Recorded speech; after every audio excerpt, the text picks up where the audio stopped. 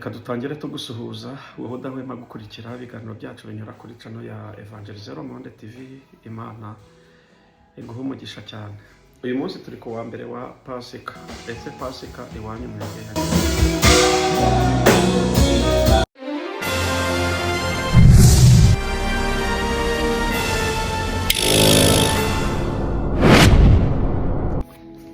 Mbere yo gukomeza mbanje kubifuriza Pasika nziza. Ubu ngubu ibi tuvuga, ibi turirimba, ibi tubwiriza, ibi twigira byose, aka gatwenge, aka gasura, kuba twitwa abakristu, kuba turi abantu b'Imana, reka mbabwize ukuri, agaciro ni amaraso ya Yesu Kristo kandi ni ukuzuka kwe. Ubundi iyo Yesu aza akavuka nk'uko bisanzwe, akaza agakura, agakora bya bindi byose yakoze, akaza gupfa, agapfa urupfu rubi rwo ku musaraba, bakamuhamba, bikarangira nyine akavuga ati yarapfuye, byararangiye. Ibi ngibi twigira ntituba tubyigira. Icyahesheje amaraso ye agaciro gakomeye nuko urupfu rutamuheranye, ahubwo yazutse. Kandi ndagira nkubwire, kuri uyu munsi nkubwire ngo uwazutse agatsinda Satani, agatsinda urupfu, uyu munsi yabasha kuzura n'ibyawe byapfuye. Amen. Njye nitwa Felix Harerimana. Nagize mbagezeho amakuru y'ibyaranze Pasika, wenda muri weekend ya Pasika kuva ku wa gatanu, ku wa gatandatu, ku cyumweru. Aya makuru ngiye kuyabagezaho ndi mu Bubiligi ku mugabane w'i Burayi, aho twari twagiye gutaramana n'umuhanzi mu gitaramo gikomeye cyane cyari cyiswe Umuyoboro 25, ndetse tukaba twari kumwe n'abaramyi, harimo couple ya René Patrick and Tracy, kandi mu by'ukuri twagize ibihe byiza bidasanzwe. Njye navuga ngo muri ino minsi urebye Imana yongeye kwibuka diaspora ikorera mu gihugu cy'Ububiligi, cyane cyane nk'uko Alex yagiye abitangaza mu biganiro twageranye. Yaravuze ngo igihe n'igihe cyiza cyo mubyutse buje i Burayi, kuko ibihe byiza bitangiye bigomba gukomeza mu izina rya Yesu. Rero amwe mu makuru yaranze rero iki cyumweru, Alex nibyo yageze mu Bubiligi ku wa gatandatu, akora konseri muri sale nini cyane nk'uko mubibona, yari yakubise yuzuye. Habaho guhembuka ku rwego ntigeze mvuga, ariko turacyategura neza iyi video yaranze igitaramo cye yakoze, cyangwa iyi konseri yari irimo abaramyi batandukanye, harimo Patrick na Tracy, harimo n'abandi muzagenda mubona. Njyewe ntabwo nshaka kuvuga cyane ku by'iyi konseri kuko turacyategura video yose yuko igitaramo cya Alex Dusabe cy'Umuyoboro 25 cyagenze. Ahubwo ikinzinduye ni ukuvuga cyane ku munsi nyirizina wa Pasika. Njyewe rwose ku munsi wa Pasika mu Bubiligi nahaboneye ibintu bidasanzwe. N'ubundi mu itorero ryari ryifuje ko ahataramira, mu itorero ryari ryifuje ko uyu muramyi Alex Dusabe ndetse na René Patrick na Tracy bataramira muri iri torero mu materaniro bari bafite ahantu bita Anvers muri Belgique. Ariko twahaboneye Imana mu buryo budasanzwe, twahaboneye kongera guhembuka. Ikintu abantu benshi bahurizaho, mu by'ukuri wenda mbanje kuvuga gatoya kuri René Patrick na Tracy, abantu benshi bari banababonye, navuga ko ari bwo bwa mbere ndetse nanjye ndimo bari kuririmba live, bari kuririmba mu majwi yabo meza cyane. Ni couple Imana yahaye umugisha.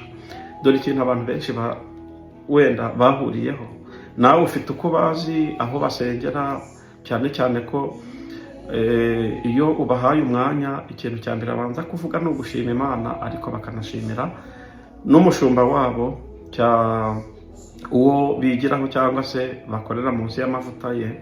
Bakunda kugaruka cyane babanza gusuhuza aba Women Foundation baba bari mu Bubiligi cyangwa se baba bari muri iyo sale bari gukoreramo ibitaramo kandi bakanaboneka ubona ko ari benshi wa mugani, ariko bakongera bakagaruka.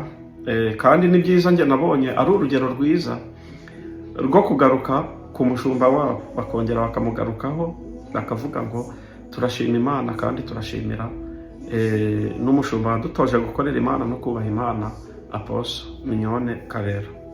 Bakunda kumugarukaho cyane iyo mbere yo kuririmba babanza gushima Imana bagashimira n'umushumba wabo, kubera ko bahamya neza ko abo bari bo babigizwe n'abayobozi babo nyine, harimo na Apostle Mignone Kabera, ahari turamusuhuje, ndetse n'itorero rye n'abawumeni bose turabasuhuje mu izina rya Yesu, tubifurije Pasika nziza.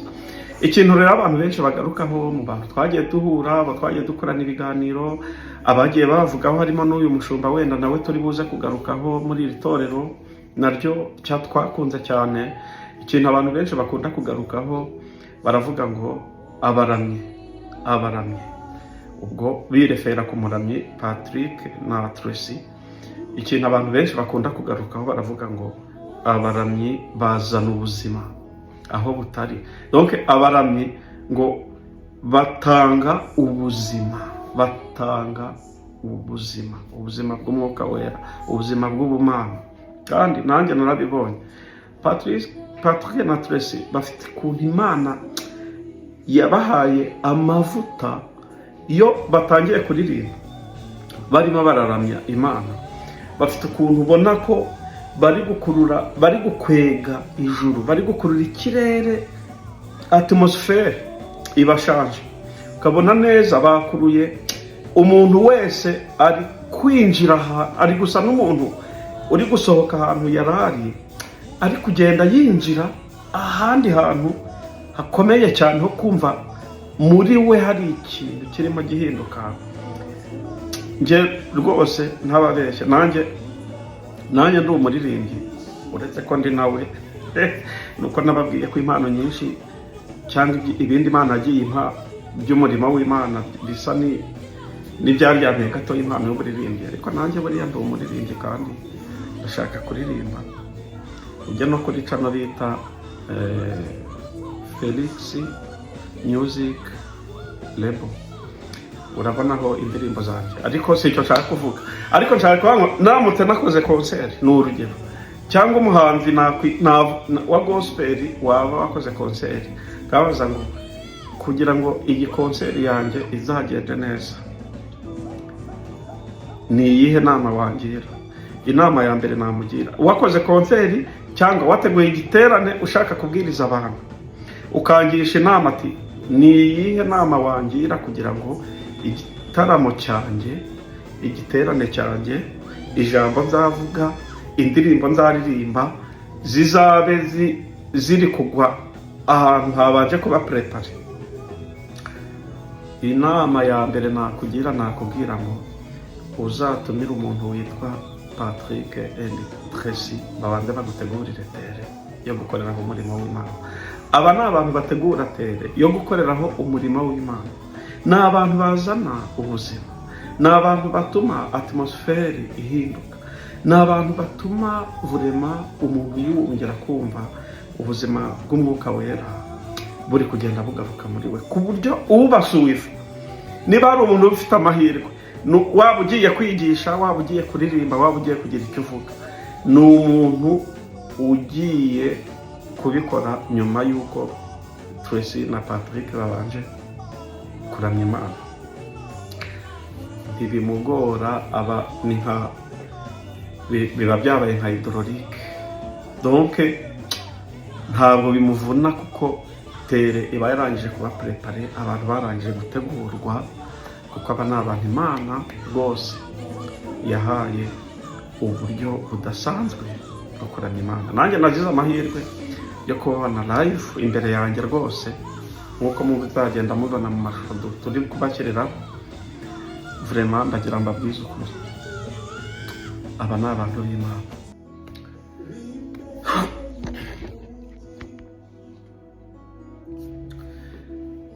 tugaruka kuri uyu munsi rero wa Pasika ku cyumweru nyine nk'uko nari mbibabwiye, ejo twataramiye mu itorero ryiza cyane. Ubwo urumva iyi couple twari kumwe nk'uko nari mbivuze, ndetse na Alexis Dusabe ndetse n'umudamu we nabo bari bahari. Ejo twateraniye mu itorero ryiza ryitwa Raphael Horeb Mountain Church.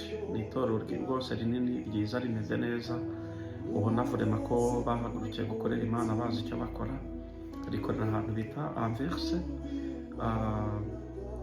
Wenda ushobora kuba uri mu Bubiligi wifuza kugira aho usengera, wifuza warabuze ahantu mu by'ukuri wateranira, cyangwa se uri mu n'ibyo bice bya Anvers, iri toro rwose ndari kure komanze. Wenda munsi ndaza gushyiraho link ya channel yabo, kuko amateno yabo aba live kuri channel bita RHM TV cyangwa se RHM TV, Rwehema cyangwa se Rwehema, wenda tubivuze mu mvugo yumvikana, Rwehema TV. Rwehema bihagarariwe nyine na Raphael Horeb Mountain Church, kugira ngo vrema ujyeho wenda urebe ko ibyo ndi kukubwira ari ukuri, urebe uburyo nyine amaterano yabo aba ameze. Haba hari ubwiza bw'Imana mu buryo budasanzwe. Aba baramyi rero tubabwiye, ari Alexis Dusabe, ari iyi couple nari mbabwiye y'abaramyi Patrick na Tracy, barahataramiye ejo nyine ku cyumweru. Niho navuga bakoreye cyangwa se bakurikiranye inyigisho za Pasika, kandi nabo bongera gutanga ubuzima. Icyo gihe higishije umwigisha nawe w'ijambo ry'Imana mwiza cyane, wari waturutse i Paris, nawo mu itorero bita Rehoboth, rikorera i Paris. Rehoboth, Eglise de Rehoboth ya Paris, bita Etienne Rusengizandekwe. Abantu benshi baramuzi mu nyigisho ze zitandukanye. Namwe muri Kigali ngira ngo abenshi uyu mupasiteri muramuzi, niwe wigishije ejo muri iri torero, nyuma y'uko aba bene data barangije kudutaramira cyangwa se kuturirimbira. Rero wenda nyuma y'iki kiganiro ndabashyiriraho video yose irambuye igaragaza uko aba baramyi babashije kuramya Imana. Ariko reka mbabwire gato ku uburyo abantu bongeye kubona Imana no guhemburwa n'indirimbo z'umuramyi Alexis Dusabe, wamenyekanye cyane mu ndirimbo ahahise, zagiye zihembura abantu, zigakora ku mitima y'abantu. Mu by'ukuri ejo k'uyu munsi nyine wa Pasika, cyane ko we ubwe yivugira ko message Imana yamuhaye, ko Imana yamuhaye cyane kuririmba Pasika. Rero yaranavuze ati ibi bintu Imana yampaye n'ubundi ni ibya Pasika. Aravuga ati ngiye kubifata mbitere mu mitima yanyu. Utari uhari sinakubwira, sinakubwira wenda birebe, ariko yararirimbye kweri. Ejo yaririmbye muri konseri yakoze ku wa gatandatu. Yari afite timu nini cyane y'abacuranzi iri kumucurangira, ariko ejo ho yashimye kuririmba yicuranga. Murabizi ko ari umucuranzi wa piano, yaririmbye yicurangira, acuranga piano, afashwa n'umuproducer nawe ukomeye cyane uzwi, wamamaye, wakoreye abahanzi benshi twumva indirimbo bita Aroni Nitunga. Nawe yari ahari, niwe wamufashije gucuranga amarayivo yaba samedi yaba ejo. Kandi vrema abantu bongeye kubona Imana binyuze mu murya w'inanga, binyuze ku matusha ya piano, uburyo acuranga ubwabyo wumva bihembuye imitima y'abantu benshi. Alexis Dusabe yararirimbye cyane ko uyu mupasiteri w'ahantu twari twasengeye yanamuvuzeho amagambo akomeye. Yaravuze ngo ubundi Alexis tumuzi ari umuririmbyi ku giti cye mu gihe cyashize, ngo ariko dutungurwa no kumva ngo yagiye kuba n'umuririmbyi nabwo muri korali ikomeye, korali Hoziyana, aho yafite n'indirimbo kuri alubumu yabo yagiye yanima.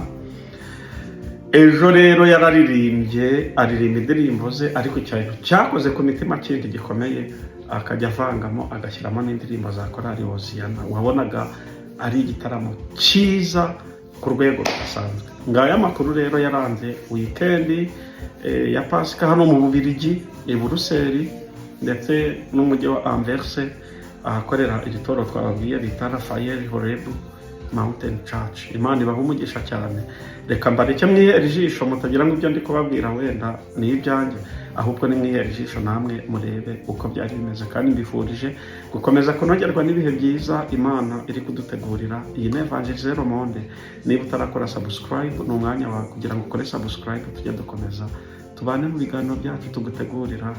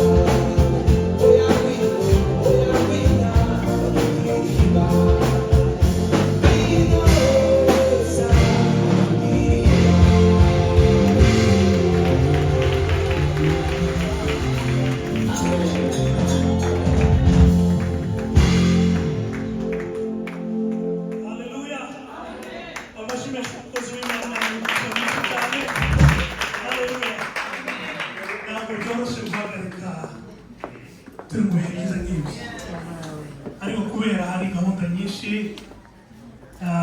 reka twije mu bindi bihe byiza kugaragaza uko bishoboka.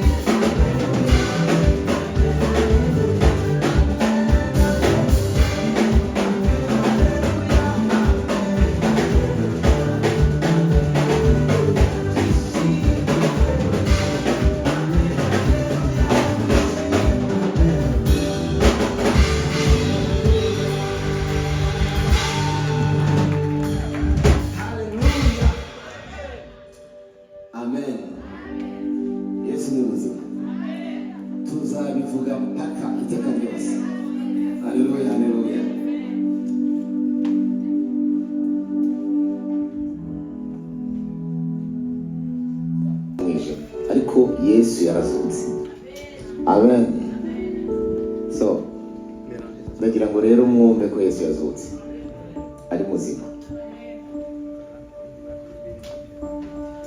Urupfu rwe no kuzuka kwe nibyo twita agakiza. Amen. So Imana rero ibitsindagire, ibyicaze, ibitere mu mitima yacu, bijyemo bimera imbuto kandi zibe nyinshi. Amen. Ndabizi ko ari nacyo kibicaje hano, icyo kitwicaje hano, nicyo cyatuzanye, namwe nicyo gitumye duterana uyu mugoroba. Imana rero bishimirwa. Yesu yarazutse. Amen. Kandi Yesu niwe muntu wenyine ku isi wavuze amagambo aruta ay'abanyapolitiki bose bajya bavuga, n'abategetsi, n'abatware, n'abajya bamwe bavuga ngo bavuga ari kijyana. Yesu niwe wenyine wavuze amagambo aruta ayabo. Ijambo ry'Imana rivuga ko akanyuguti gatoya bayita iyota. Pastor nibyo? Iyota ngo nta nubwo yavunguka ku magambo ya Yesu yavuze. Ngo ijuru n'isi byavaho, ariko ijambo rye rigakomeza rikabaho. Amen. Ayo magambo rero ni nayo ubwami dukorera, ubwami tubamwo, ubwami bwa Yesu buzaza bukiba iteka ryose. Amen.